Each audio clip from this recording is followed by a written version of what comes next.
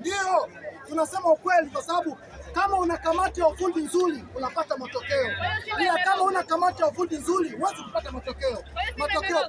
Sisi tunasema hivi, mafansi wa Simba popote walipo, mimi sako Simba naongea, hatutaingia tena uwanjani kwa ajili ya mechi ya Simba yoyote. Lakini sasa hili litakuwa ni suluhisho kubwa kuadabisha viongozi pamoja na wachezaji pia, kwamba mafansi wamechoka karaa.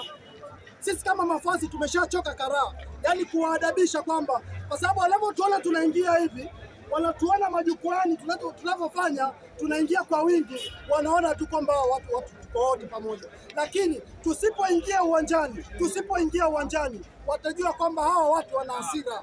Kwa hiyo nawaambia mashabiki wa Simba popote mlipo, Simba itakapokuwa popote ilipo inacheza, bora kuisusia mechi, wajue kwamba na sisi pia tunaharibu pesa zetu kwa sababu ya hii timu. Tunaumia sana, tunapata uchungu sana. Leo hii mimi natoka machozi kwa ajili ya Simba. Hajafa mamangu wala hajafa babangu, natoka machozi kwa ajili ya Simba, nalia kwa ajili ya Simba tena gharama natoa pesa yangu, nanunua jezi, natoa pesa ya kiingilio. Leo hii nakuja kuambulia maumivu. Basi maumivu hayo.